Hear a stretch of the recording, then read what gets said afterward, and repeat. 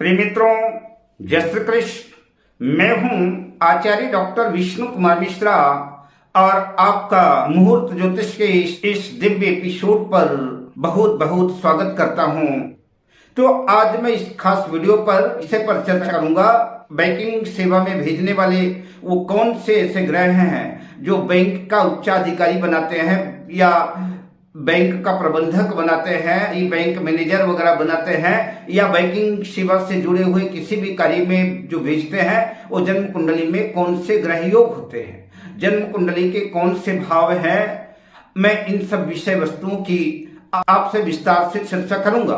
पर विषय क्रम में मैं प्रवेश करूं उससे पहले आपसे आग्रह, अगर आपने अभी तक हमारे इस चैनल को सब्सक्राइब नहीं किया है तो प्लीज चैनल को सब्सक्राइब करें, साथ ही नोटिफिकेशन बेल को भी प्रेस कर लें। अगर आप अपनी या अपनों के जन्म कुंडली का बृहद प्रेडिक्शन कराना चाहते हैं, एनालिसिस कराना चाहते हैं, या कि वर वधू की कुंडली का मिलान या किसी भी किस्म का ज्योतिषी परामर्श चाहते हैं, या उत्तम क्वालिटी के रियल राशि रत्न आदि प्राप्त करना चाहते हैं, तो आप स्क्रीन पर फ्लैश हो रहे नंबरों पर हमसे संपर्क कर सकते हैं। आइए विषय क्रम में आगे बढ़ते हैं। तो आपको मैं सबसे पहले बताना चाहता हूं कि जो बैंकिंग सेवा में भेजने वाले नवग्रह हैं, सूर्य से लेकर के राहु केतु पर्यंत, सर्वाधिक महत्वपूर्ण ग्रह है जो बैंक सेवा में आपको जो है ले जाता है वो है बुध। तो आपकी जन्म कुंडली में बुध मजबूत होना चाहिए। बुध अगर जन्म कुंडली के मिथुन राशि पर है, कन्या राशि पर है, तो आपको बैंकिंग सेवा की तरफ ले जाएगा। या कि इन राशियों में नहीं भी है, अपनी स्वराशि उच्च राशि में, तो अपनी मित्र राशि में भी अगर बुध है तब भी आपको बैंकिंग सेवा से जोड़ सकता है। लेकिन अब बुध मजबूत हो, मित्र राशि में हो, स्वराशि में हो, उच्च राशि में हो, ये तो ठीक है, लेकिन इसके साथ कहीं भी स्थित हो बुध, तब भी वो बैंकिंग सेवा से आपको नहीं जोड़ेगा।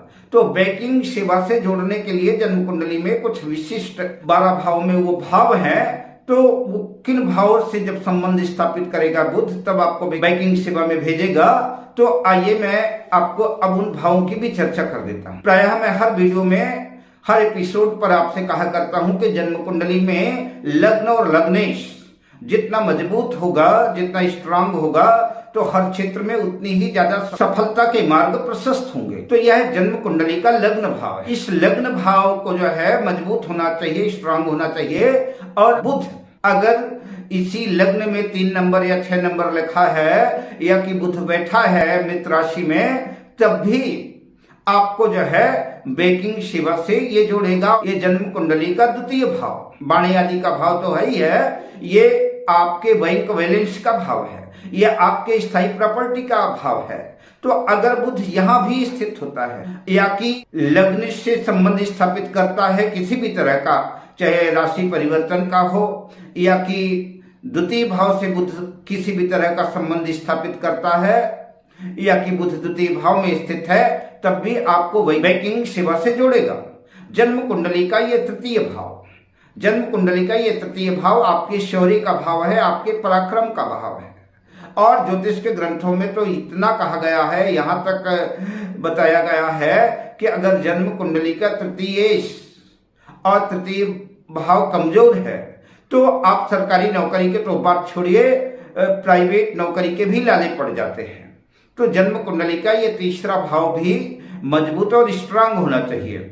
जन्म कुंडली का ये पंचम भाव आपकी शिक्षा का भाव है, आपके ज्ञान का भाव है। ये भी महत्वपूर्ण भाव है, क्योंकि जब आपकी शिक्षा दीक्षा ही पूरी नहीं होगी, आपकी पढ़ाई लिखाई ही कंप्लीट नहीं होगी, तो फिर आप बैंक में नौकरी करेंगे कैसे। तो बैंक में नौकरी करने के लिए आपकी जन्म कुंडली में ये जन्म कुंडली का पंचम भाव भी मजबूत होना चाहिए। अगर इस पंचम भाव में राहु केतु का प्रभाव है, इस पंचम भाव में कोई नीच ग्रह आकर के बैठ गया है, या कि जन्म कुंडली का पंचमेश नीच है, या कि पंचम भाव का स्वामी 6ठे 8वें 12वें भाव में चला गया है, तो आपकी शिक्षा दीक्षा में, आपकी पढ़ाई लिखाई में विघ्न बाधाएं आएंगी, आप एजुकेशन पूरा नहीं कर पाएंगे। और जब आपका एजुकेशन पूरा नहीं होगा तो फिर बैंकिंग क्षेत्र में जाने की संभावना नगण्य हो जाएगी। तो जन्म कुंडली का ये पंचम भाव भी मजबूत होना चाहिए। जन्म कुंडली का ये नवम भाव ये आपकी उच्च स्तरीय शिक्षा का भाव भी है और उच्च स्तरीय शिक्षा के साथ साथ ही आपके भाग्य का भाव है। तो आपके भाग्य का भी आपको सपोर्ट मिले, आपके भाग्य का भी साथ आपको मिले, तो उसके लिए जन्म कुंडली का ये नवम भाव भी मजबूत होना चाहिए। इस नवम भाव का भी स्ट्रांग होना जरूरी है। जन्म कुंडली का दशम भाव ये आपके करियर का भाव है और खास तौर से ये दशम भाव तो बिल्कुल मजबूत होना ही चाहिए, मजबूत स्ट्रांग होना ही चाहिए। जन्म कुंडली का ये एकादश लाभ भाव आय भाव है, इसको भी मजबूत होना चाहिए।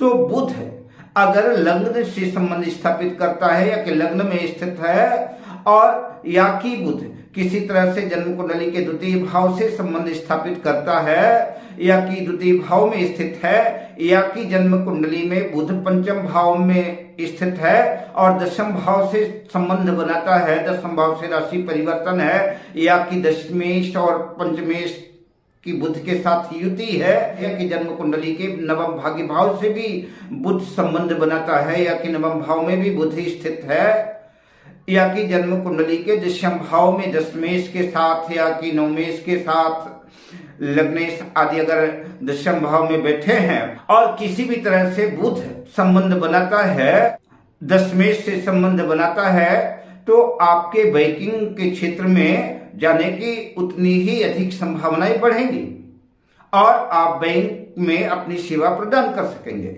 अगर जन्म कुंडली में बुध के साथ सूर्य भी है और अच्छी सूर्य मजबूत स्थिति में है तो निश्चित रूप से आपको सरकारी बैंकों से जोड़ेगा, आप सरकारी बैंकों में सेवा प्रदान करेंगे और यदि कदाचित शुक्र बुध के साथ ही स्थित है तो लक्ष्मी नारायण योग बनाएगा और बुध भी जो है तो आपको बैंकिंग सेवा से, प्राइवेट सेक्टर से जोड़ता है और गुरु की भी अत्यंत महत्वपूर्ण भूमिका है। गुरु ज्ञान का, विवेक का ग्रह है, तो जन्म कुंडली में बुध का तो मजबूत होना जरूरी है। सूर्य भी अच्छी स्थिति में हो तो आपको यश, कीर्ति, प्रतिष्ठा दिलाएगा, सरकारी बैंकों से जोड़ेगा। जन्म कुंडली में शुक्र भी कॉम्बिनेशन अगर बुध से बना हुआ है तो आपको प्राइवेट सेक्टर के बैंकों से जोड़ करके जो है बैंकिंग सेवा प्रदान करेगा।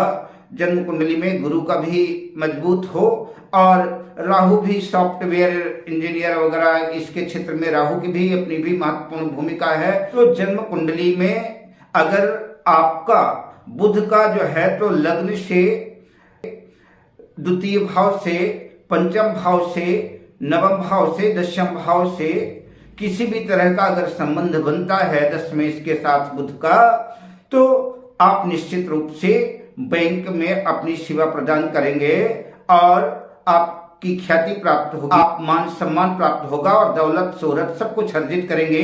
अब मैं आपसे लेता हूं विदा शुभकामनाओं के साथ। जय श्री कृष्ण।